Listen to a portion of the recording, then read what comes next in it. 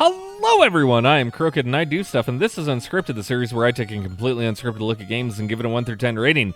Today, we're playing The Legend of Zelda Link's Awakening DX. So if you ever played a Zelda game, you know that they tend to release them on multiple consoles. Not really possible with the Game Boy. So what happened is after the Game Boy Color came out, they released another copy of Legend of Zelda Link's Awakening where it had DX dungeons and special content in it. If you had the original Zelda, it did nothing special when you put it into Game Boy Color. But if you had the special black DX cartridge, you got to play this version, which had, just a little bit extra stuff in it. And it's Zelda. I haven't played a Zelda game on the channel since Link to the Past, which was a great game. I believe I gave it an 8 out of 10. And then I was like, you know what? Let's go check out the other game from that era, which is Legend of Zelda Link's Awakening. So you start off and you're in a town that doesn't really look like Hyrule, and you start with a shield. You'll notice that you have B and A. This game's kind of unique because you can assign things to different buttons, no matter what you want to do. I tend to like my shield on A, so I'll assign it to A. But there's a lot of people who assign it to B, because that's just how it goes. In terms, and this is a game that I can hop into pretty easily with a lot of it. In terms of graphics, this looks better than the NES Zelda, and almost as good as the Super Nintendo Zelda games. That says a lot for the graphics. Huge points for it. The sound, as you heard from the beginning, it sounds like Zelda. This is one of those games where Nintendo very clearly understood the assignment and understood what they were trying to do. So, you start off the same way that you do in mini Zelda games, where you get a sword and a shield. And you have to go and figure out what you're doing. Listen to that.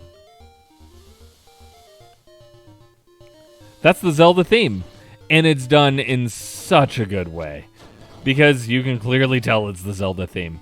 Hitting enemies, it sounds fantastic. Absolutely fantastic. All the sounds on this are exactly what it should be. And the controls, because you kind of get to customize the controls, especially on Game Boy, they're kind of as good as you can get. There's a lot of games on the Game Boy especially where they tried to do more than I think they were capable of doing at the time. So you're kind of stuck with controls that are kind of awkward. This doesn't have that problem, because anytime you want to do something else, you just change what's equipped. There's a lot of different things you can do in the game too. For instance, when I get Rock's Feather, I have the ability to jump and swing my sword at the same time, which, jumping in Zelda? What? This game has it. There's also things like Guardian Acorns that reduce damage that you take, and it lasts until that music goes away. You can collect rupees. There's tons of secrets. This has probably everything that you can imagine from Zelda done in Game Boy form, which is really unheard of for back in the day. Very much like the Tiny Toons game that I played. They basically took the NES style of things and said, yeah, let's do that, except I feel with this they improved on everything. I would rather personally play Link's Awakening than the original Zelda. I know that's sacrilege for a lot of people, but I would do it, because it's just, there's a lot that this game offers that previous Zeldas didn't. You even get a map by Hain Select. You can change what weapons you have equipped with start. There's also some cool stuff that you can do here. I'm going to see if I can... Nope, I'll put that back, thanks. But you can grab things, and you can kind of confuse the shopkeep here a little bit. So he's looking away. Oh, okay. I think with the running boots you can actually run out, but yeah, you can steal from the shopkeep. Like most Zelda games, I have to show this because it's a staple of Zelda. And the fact that this was put into the game on a Game Boy is just spectacular. So while I continue attacking this to cause all the cuckoos to just try to kill me, that happens, and the colors for it look amazing. In black and white, the game still looks really good. Not quite as good, but it looks better than The Legend of Zelda. So the way that this game's laid out, you basically only have a few areas you can go to. It very much limits you until you unlock certain things because, well, Zelda kind of has to do that in the older style games, so it doesn't get you into a situation where you can't handle it. So once you figure that out, you start going and collecting things, and there's a bunch of different stuff. So this guy wants to charge me for fishing. I can't because I don't have enough rupees. There's fishing minigames in it. You can do so much. I can't pick up the cuckoo because I only have a shield. But I believe we can go up here, and this is what's going to start off our journey. It's been a while. I did play the remake that came out on the Switch. If you weren't aware, there's a 1-to-1 remake of the DX version on the Switch. It has some really nifty graphics.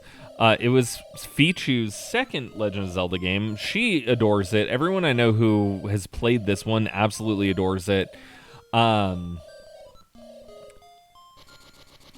Honestly, I think in a lot of ways, this might be a better entry for the Legend of Zelda series than, say, Link to the Past or the original Zelda games. I feel it is much easier than those games, especially with the addition of a map that tells you square by square where you need to go.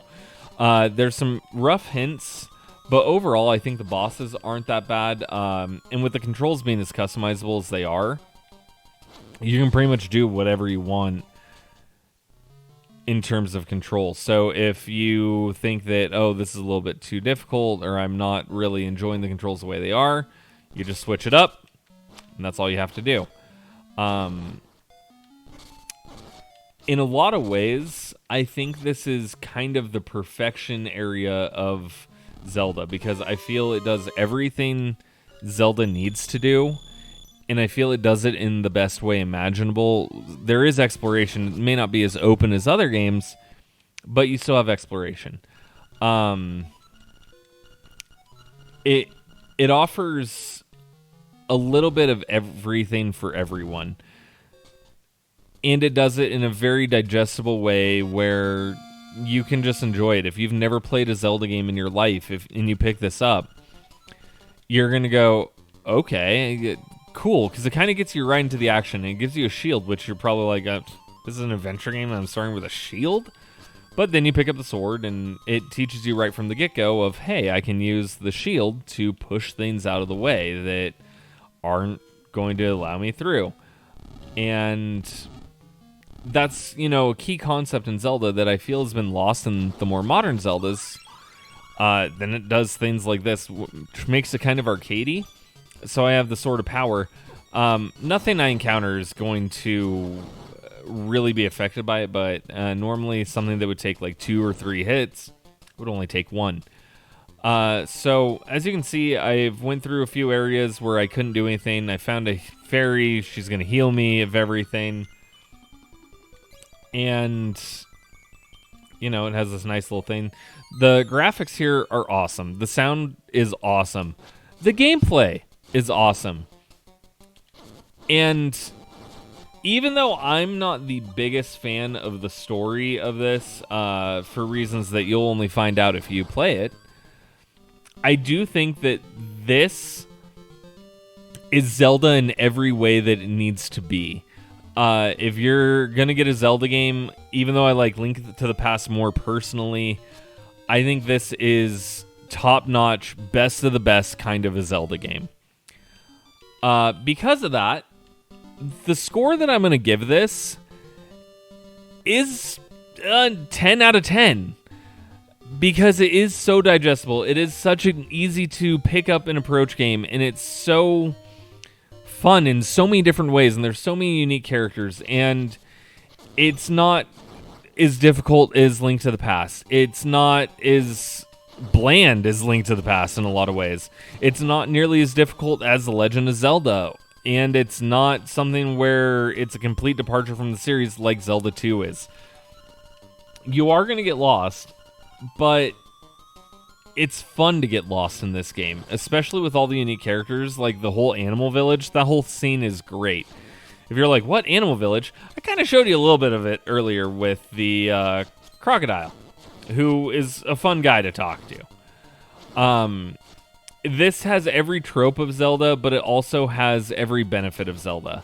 And if you're someone who doesn't like the Zelda series, I think this is the game that you should give another try to, because it really might change your mind. And with that, comment down below. Let me know what you think of Zelda, or even what your favorite Zelda game is. Like this video if you enjoyed what you saw.